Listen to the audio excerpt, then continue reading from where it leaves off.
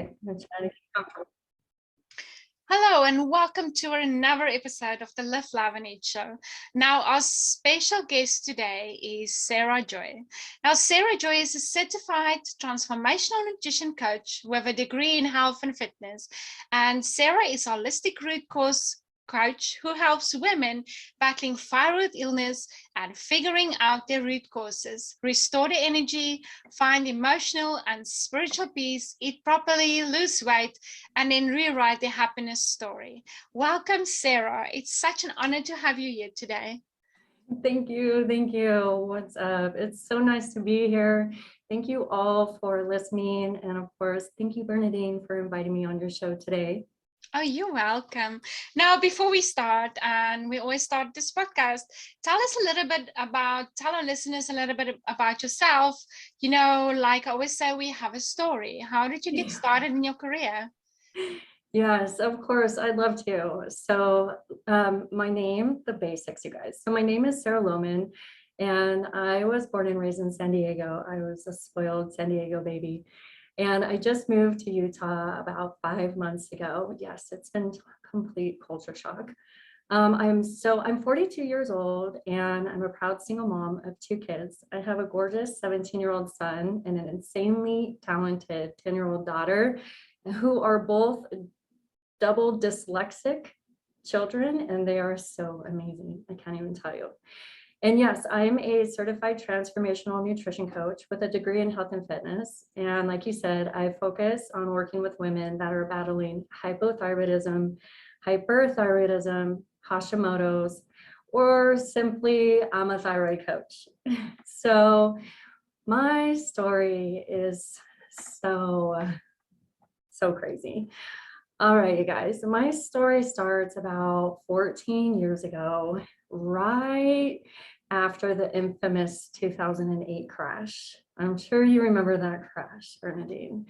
It was no fun. So I was newly married and my son was a toddler at the time, and we were doing what all new couples try to do. We got our house, we were working our butts off, trying to figure out how to keep the baby out of daycare and just living.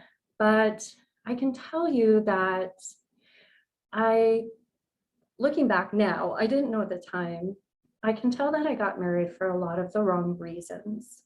And I'll try to go into that more later.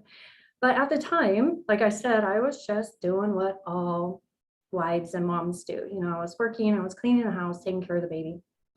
So things started kind of coming to a head right around the time the infamous 2008 crash happened in my life, where my husband and I moved into this neighborhood in about an hour north of San Diego called Menifee. And it was a total party. It was a party pad. It was crazy. Everyone was either a desert rat, a river rat, both. And it seemed like everyone was like blue collar, like construction workers or whatnot. And so if anyone lived through the 2008 crash, you'll remember construction got hit the hardest. So it was like one day we just woke up to a nightmare where everyone was laid off.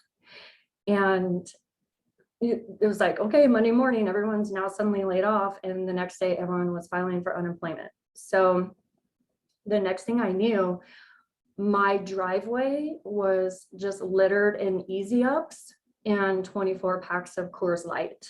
And I had all of these people and like hordes of people partying on my driveway all day long. And this was definitely not my lifestyle. I worked at a big retail company as a receiving manager. And like I said, I had a toddler, and those were my priorities. So I was very much disconnected from my husband, and his priority was getting drunk and having fun with his friends.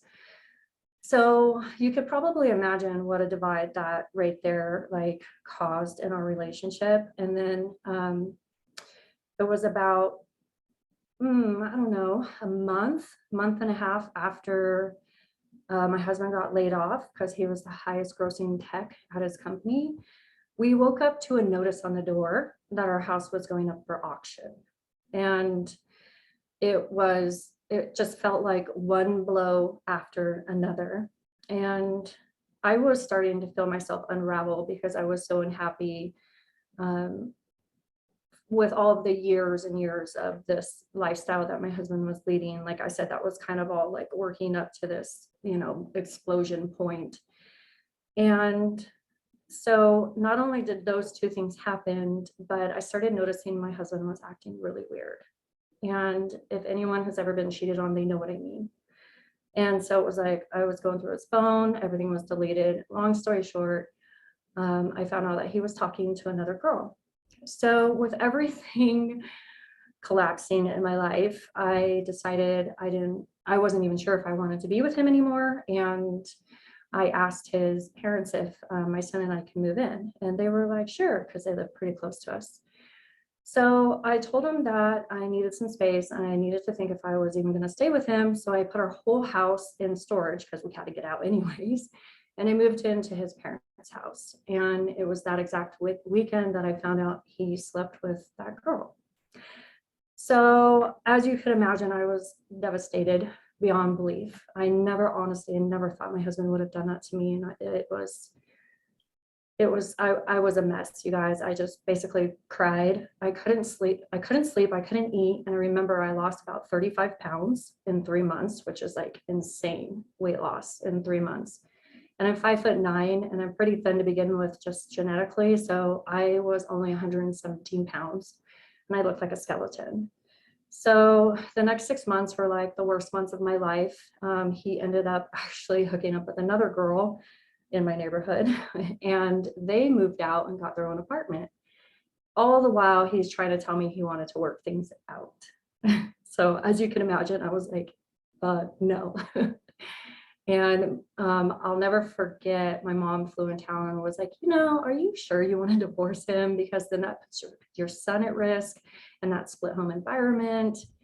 And she kind of scared the crap out of me, I'm not going to lie. So I actually decided, for the sake of my son, to stay with him. And I knew it was not what I wanted. And I knew it was a terrible decision. And I felt like I was betraying myself, going back to him or trying to get him back. And this really started the beginning of my illness right here. So I told him I would take him up on the topic of taking him back or working things out. But he told me he would only get back together with me if I bought him a $2,000 toolbox. Then he would come and move in with his family. And it just felt so just wrong from the beginning. So it was about 6 months after he moved in and things sort of started to settle down in our relationship in my life, when I started having mystery symptoms. I had pains in my forearms, pains in my kneecaps, like strange things.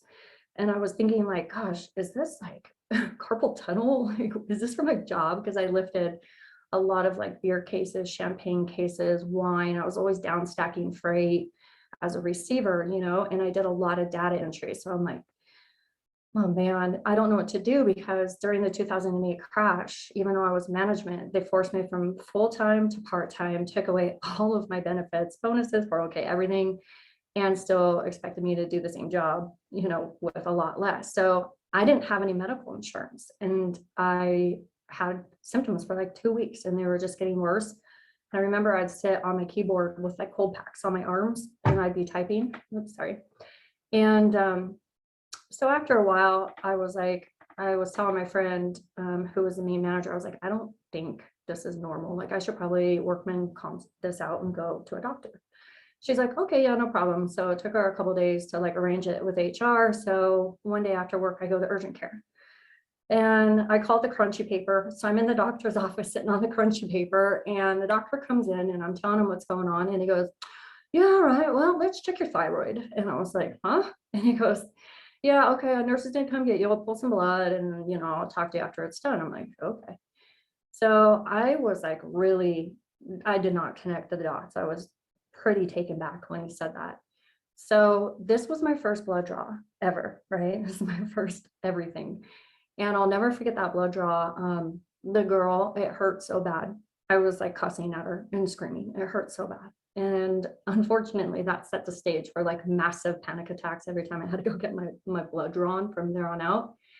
And so sure enough, 30 minutes later, that's when I got my first diagnosis. And I like to tell the story as in, it was like, you know, that scene from the movie Sandlot, when the guy's like, he speaks in like slow motion and he says like forever. That's how it felt when he diagnosed me. He was like, you got hypo. And I remember going into shock and everything went slow motion and I was all alone. And I didn't even know what he meant. Never heard that term before. And the doctor was very just like kind of a typical like urgent care doctor. He didn't seem to care, you know, he was just like slinging diagnoses at me. And like, he goes, all right, follow up with your primary care doctor in the morning, get some, you know, medication and like, have a nice night, you know, and like basically kicks me out the door. And he literally gets up and leaves the room and I'm still sitting on the crunchy paper in shock. And I'm like, what just happened? And so all my, you know, the racing thoughts and I'm like, but I don't have a primary. What do you mean medication? What medication? And so I go out to my truck and I just sat there and cried, right? Because that's what happens in those moments. And I didn't know what to do. So I went home and I was like, I felt like such crap. By this time, the fatigue has set in. And right, I just worked all day and then I had this like traumatizing event at the doctor. So I'm like, I'm gonna go get the bath. So I go home, I get in the bath and I was in there, I was just sitting in there, you know, wallowing for like 15 minutes. And then I was like, oh shoot, I should probably get out and check on my son. And I remember trying to get out of the tub and I was so tired. I couldn't even like pull myself out of the tub. And I was like, okay, this is kind of scary. I literally can't get out of the tub. Like I was so fatigued. So that was diagnosis number one. Now, fast forward about 8 years. Okay. So I call the process of I went from sick to sicker to sickest. So by 2015, I had accumulated about 20 symptoms and I tried to be the perfect patient like everyone. I was like, I'm going to take my medication at the right time. I'm going to pull my labs. And I went to my doctor's appointments. I was on top of it, right? And it seemed like the sicker I got, the harder I tried to be healthy. I was eating organic and I was smoothies and supplements and I was spending thousands on myself trying to basically feel better. And it seemed like nothing I did worked. And what's funny is everything's like in hindsight right now, looking back, I can say like, as I was getting sicker and sicker and sicker, my marriage was getting worse and worse and worse. And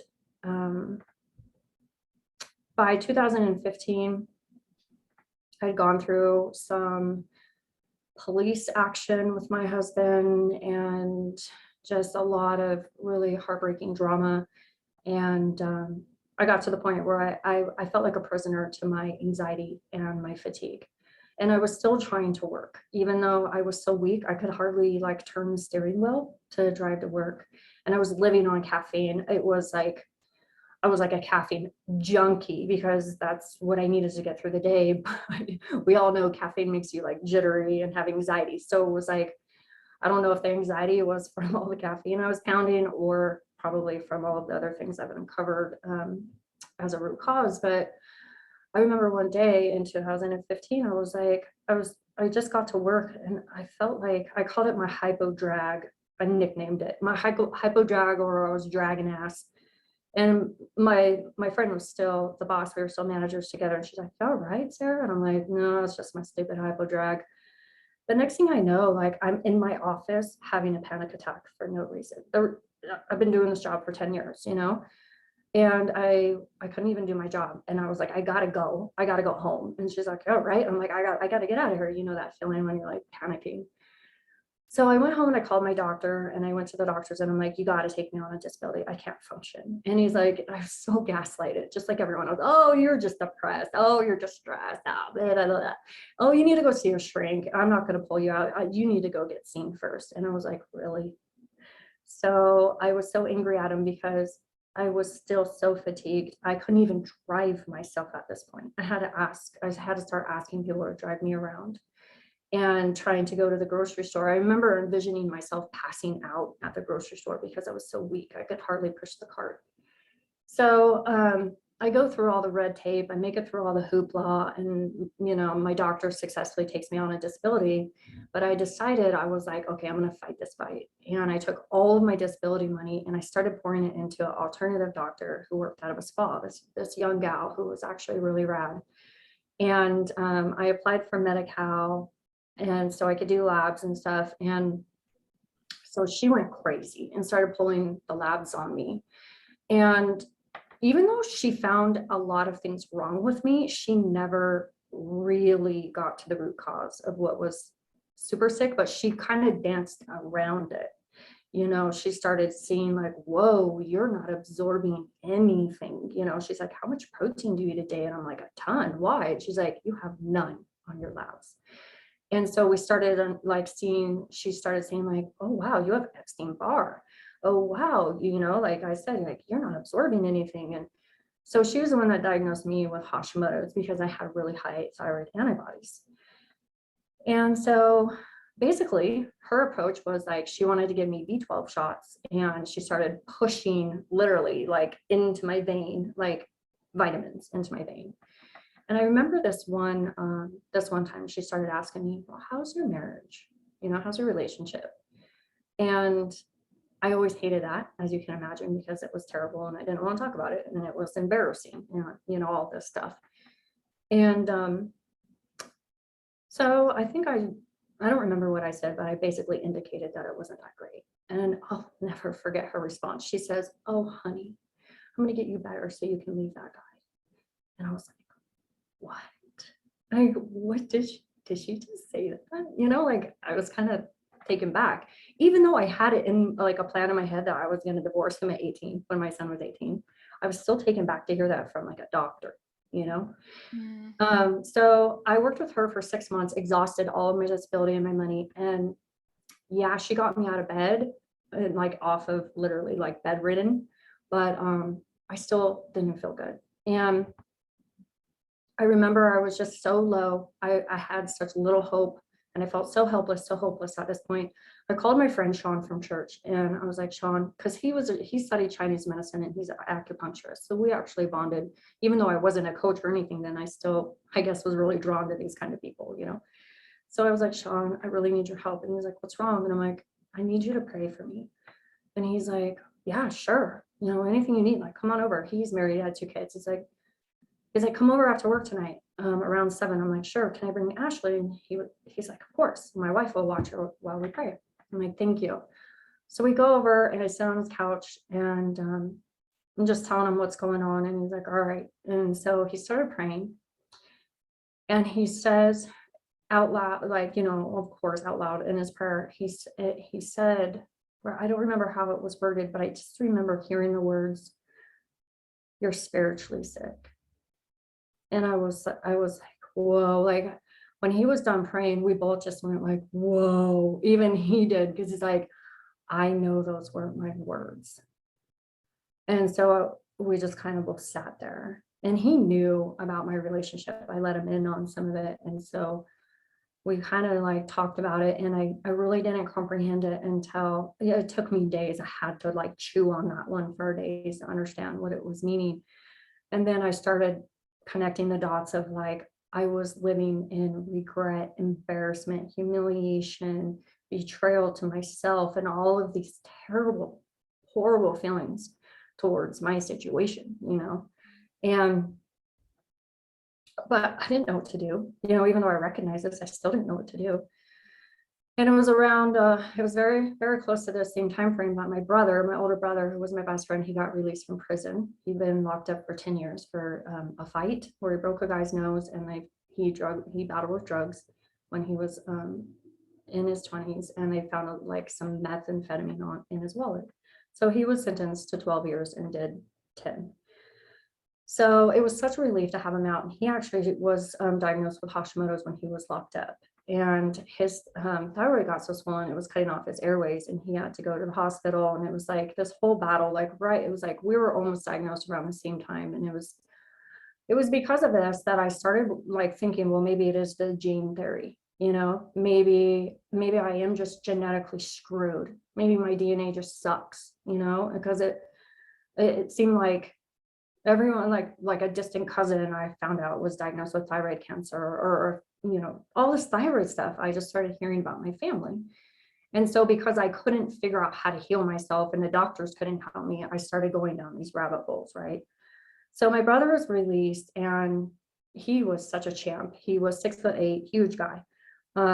He just wanted to work, and he was just like, I'm ready to work, build a family, have some kids, and he was just on a mission to get his life like started. And so I was like, cool, have fun.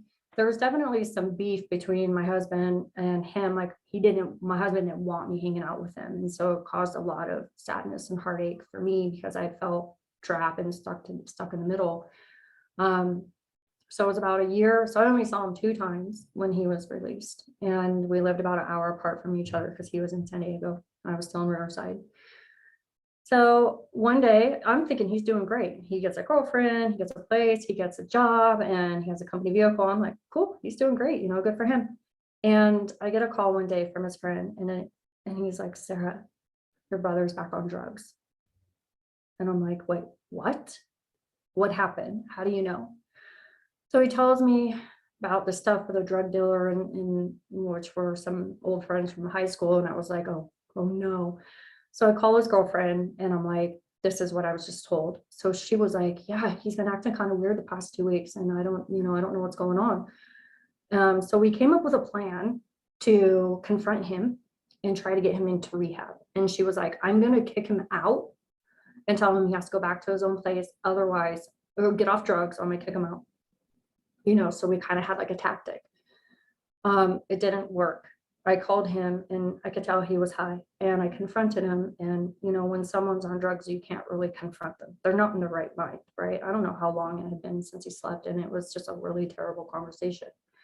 So I begged him to go to rehab, and he was just like, yeah. It was kind of the brush off. So his girlfriend left work, and she took him out to lunch and confronted him and told him like, get your stuff together or I'm gonna kick you out. And he wasn't willing to. So she actually went through with it and kicked him out. So next thing I know, I get a call from him a couple hours later, and he's screaming at me and chewing me out. And I know it was the drugs talking. And that was our last conversation.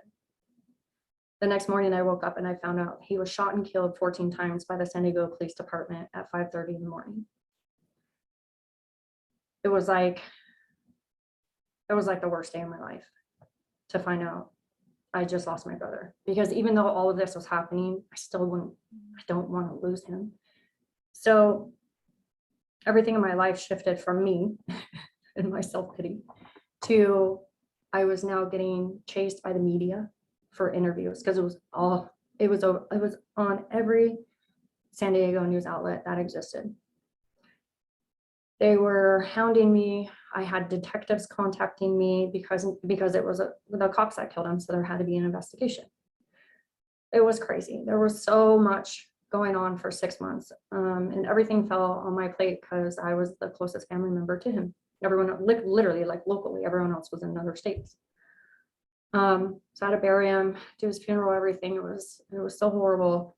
And this is where I started having my silver linings happen, my lessons. And when everything was over with, it was like I had this new lens on my eyes of how short life is, how precious life is, and what the hell was I doing? I was wasting my life away completely miserable. I hated everything.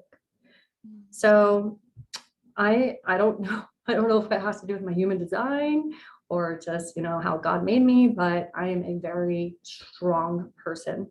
And even though I had no job, no money, I was like, you know what? I'm done. I'm done with everything. And I made the decision that I was going to divorce my husband and I was going to start a new life.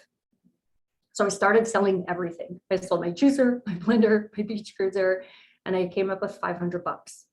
And I started messaging anyone and everyone I knew, hey, can I move in with you? And so everyone was like, no, sorry, no, sorry, no, sorry, until this random girl literally right across the street from me, 2 houses down, was like, yeah, sure, I got extra room. And I'm like, okay, cool. So since I found a place to go, I confronted my husband at the time and I was like, I just want you to know that I'm done and I'm divorcing you. And today's our divorce date. It was January 18th, 2017. And that was it. I packed my bags and I moved out. Oh, it was so amazing. And so I was like, okay, I know I want to go back to school. I know school is going to be my doorway. So I knew I wanted to do something in health, like nutrition, health, because it was always my side hobby. Even though I was sick, I still loved it. And so I talked to a counselor and she just put me in like health and fitness and it was great. I loved it.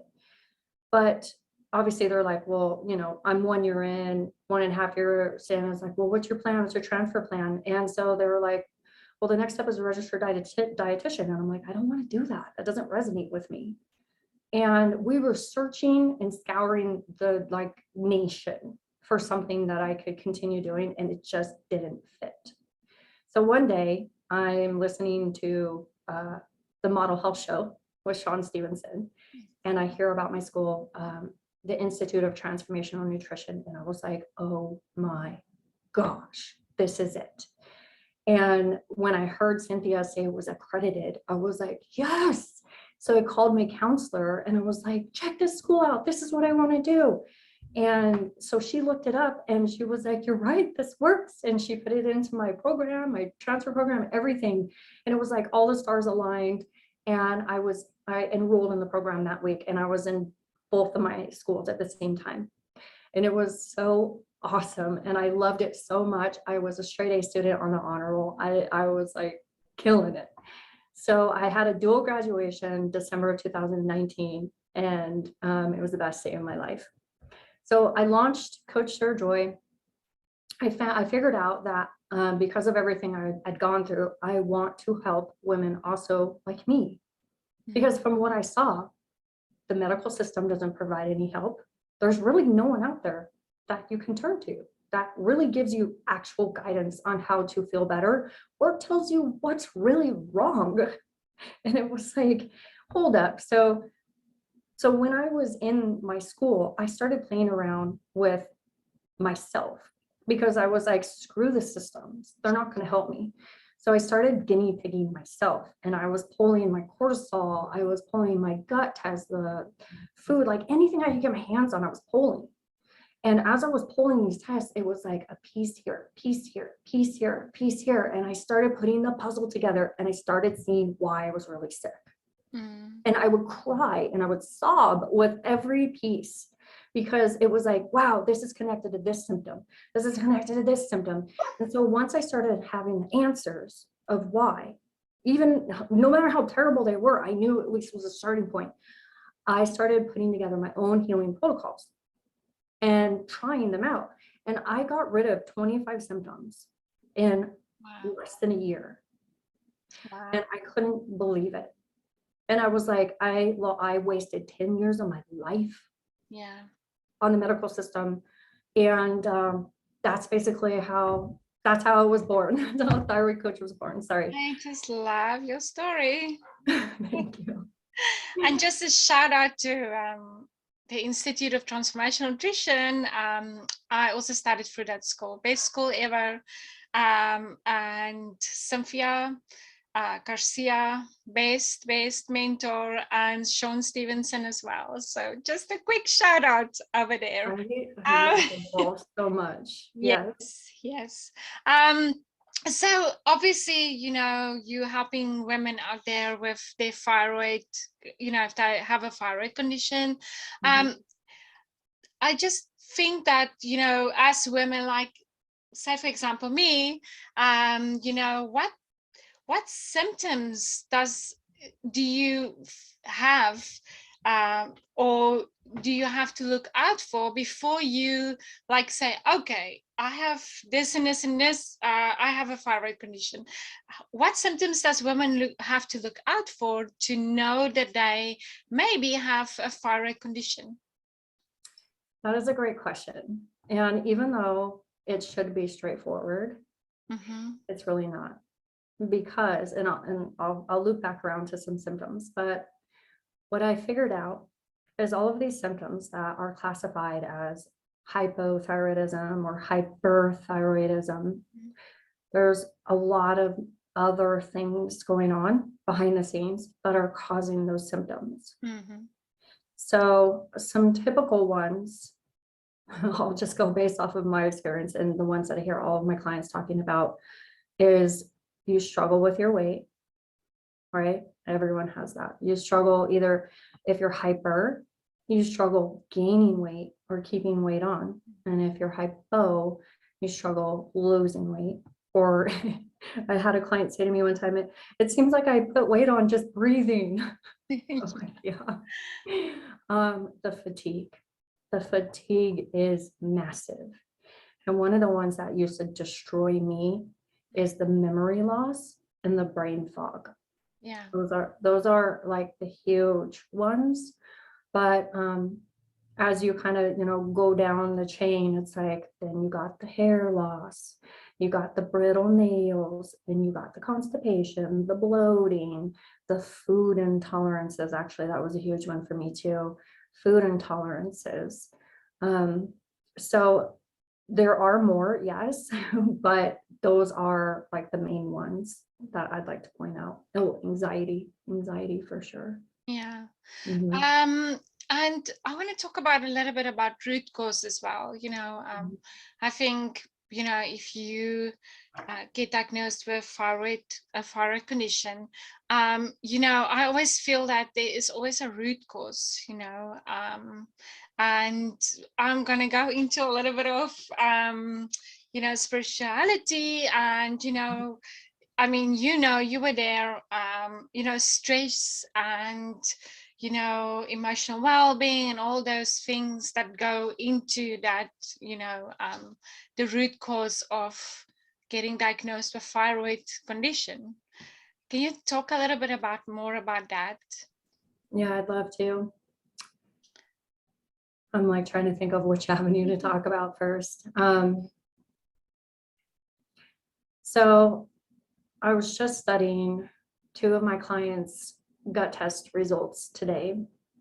And it's so crucial for people to understand. We always hear about gut health, gut brain connection.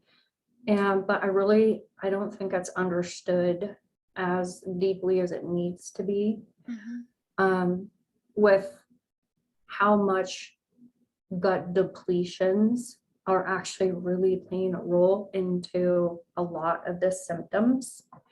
And for example, I saw my client today has a bacteria infection that she probably doesn't even know she has. And I get the pleasure of telling her this week that she has it and then addressing it, within our protocol.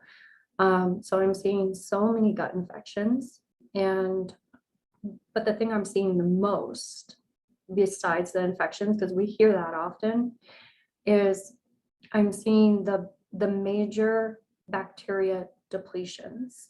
See, we have about 7 key bacteria that we have to have good amounts of in order to feel well, in order to feel happy, in order to lose weight, in order to be able to digest our food and absorb our nutrients, the kind of like the main functions of our body. But it's just incredible how depleted the majority of women's guts are. I mean, like straight up missing these key strains. If not, they're in the very scary low range. And a lot of that, like you said, it'll come back to 2 factors, but the main factor is they're not eating properly. Yeah. So eating properly for good gut health is a wide diversity of fruits. And I don't mean just your basic ones. Like we all kind of get stuck in the basic of like grapes, and watermelon or apple. It's like you have to diversify your diet because that's what your biome needs, as well as vegetables. Diversify your vegetables. You can't just eat broccoli, carrots, and green beans. You need to diversify, as well as complex carbs. Okay, you can't be scared of potatoes. You need to eat potatoes. They are huge. Sweet potatoes, golden potatoes, red potatoes, rust potatoes, they all do something different for you. And the other one that I'm seeing, the majority of women don't really care about or seem to focus on much is greens. So not just your spinach and your romaine and your butter leaf, but also your microgreens, okay, your broccoli sprouts and the radish sprouts.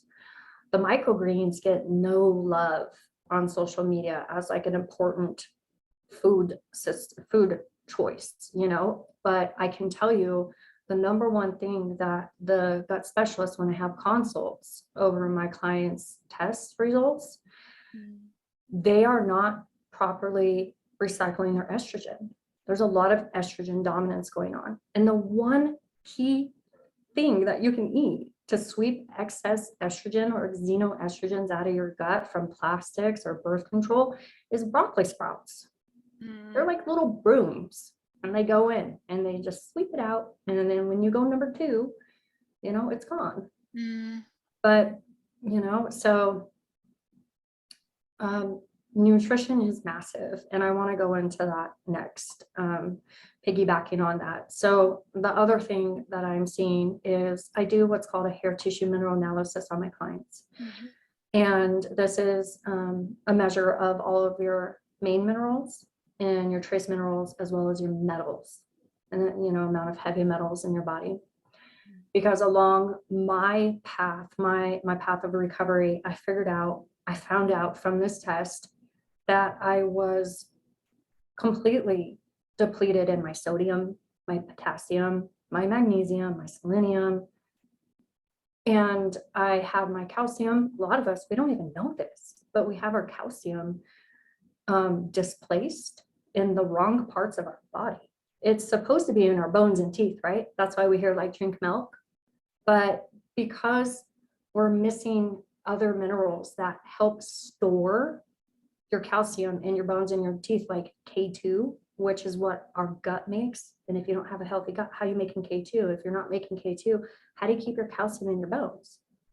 And then the other thing that's going on is we're told to take a lot of vitamin D, but the vitamin D also misplaces the calcium. So what's happening is like, that's why if you look at the stats, the number 2 thing that women are dying from every year is heart attacks. When your calcium is in the wrong part of your body, which means it's in your soft tissues or your organs, your glands, you're going to have a heart attack. You're getting set up for a heart attack. And that's also where you get like the plaque buildup in your arteries.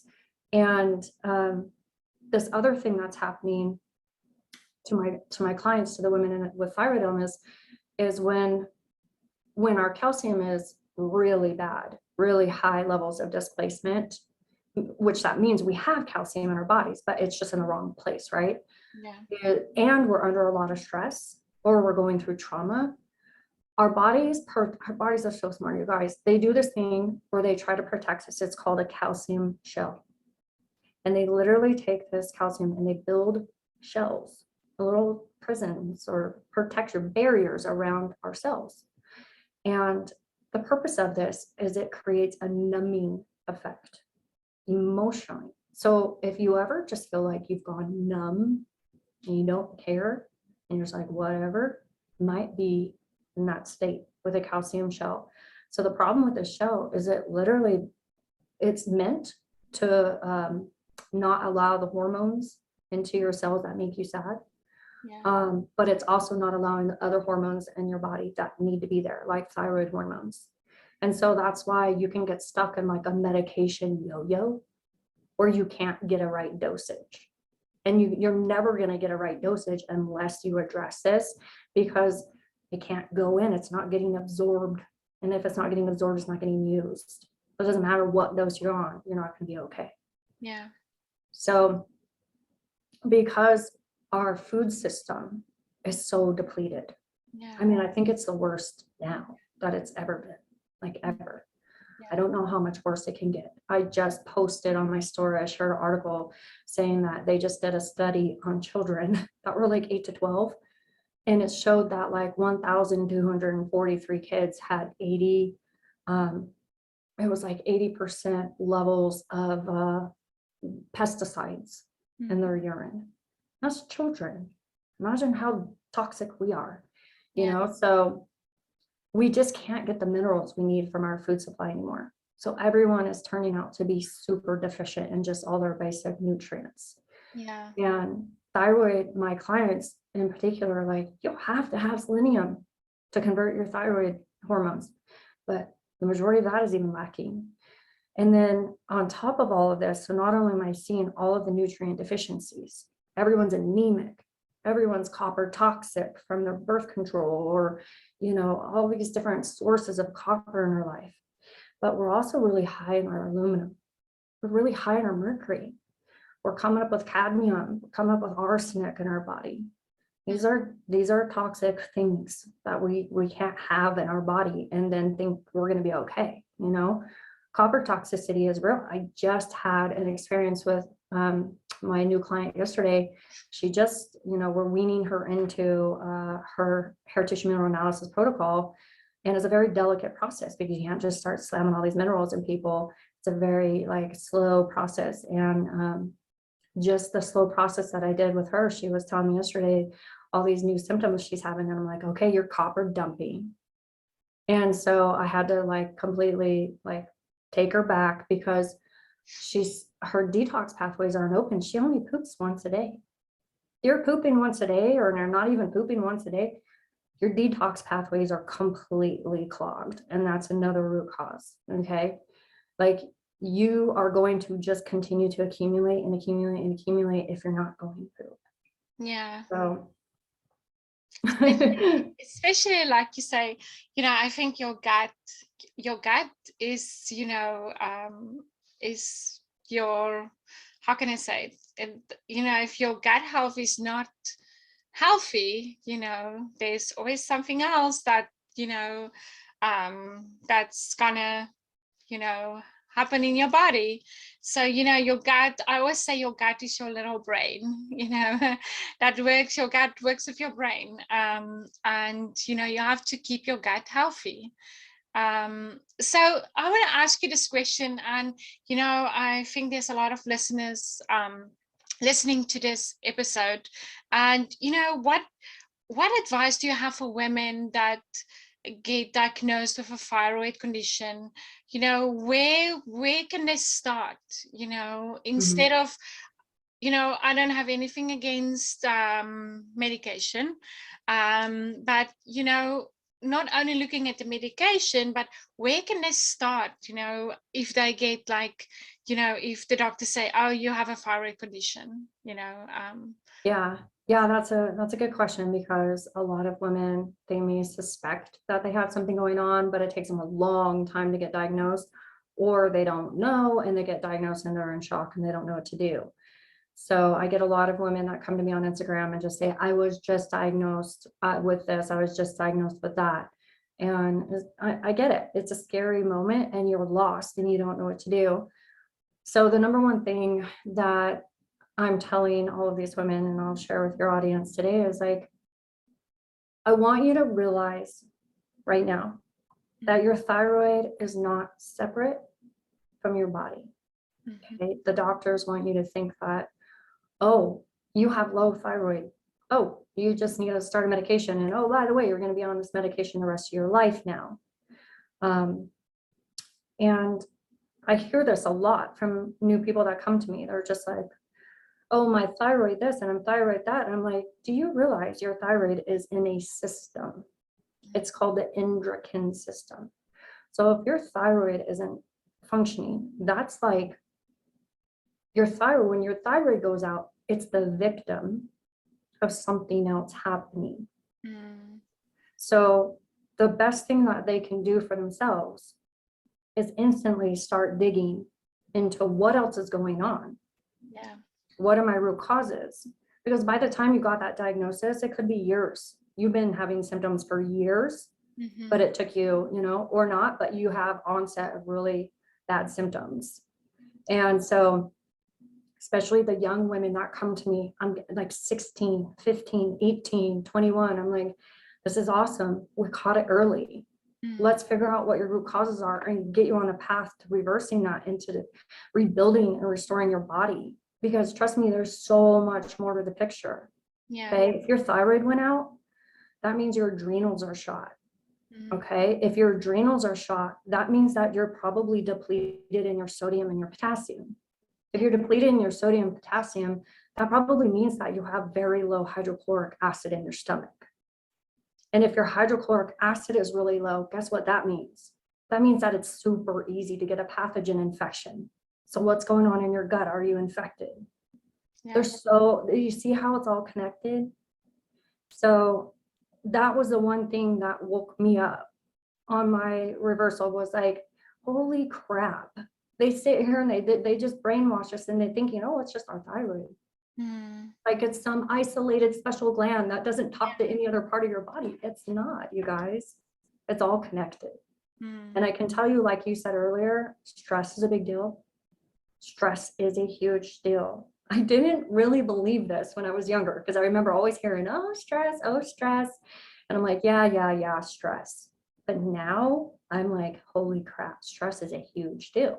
Yeah. And the reason why that is because when we're under stress, we burn through our nutrients 5 times faster than we would normally. Okay. So if say we're not eating the best diet, say we're not focusing on fruits, veggies, greens, and complex carbs, with a side of protein, then we're already in a nutrient deficient state, right?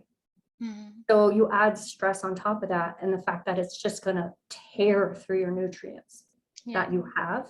Imagine, I mean, it just makes sense, right? You just completely like crumble because your foundation is in the negative at that point. Yeah. I laughed at. I just laughed at. It was such a pleasure to talk to you. I wish we can talk an hour more.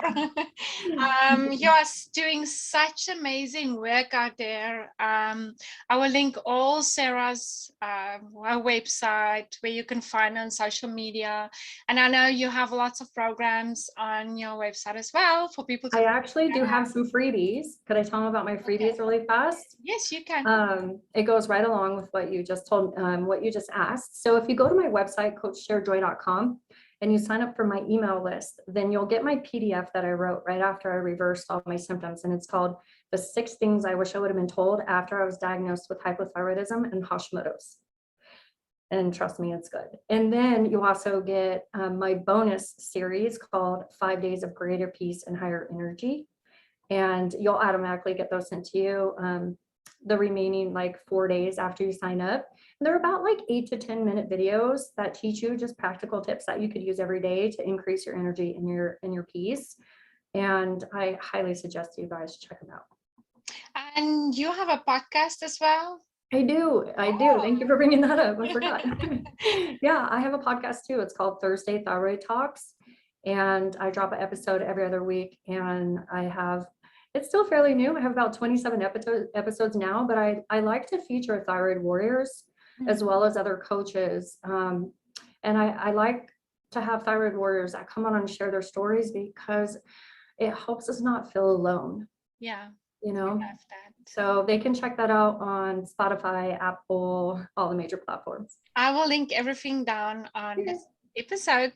Like I said, it was such a pleasure to have you today. Keep your light shining. And you're just doing amazing work. Thank you so much, Brandy. All right. Thank you everyone for listening. Thank you. Have a good night.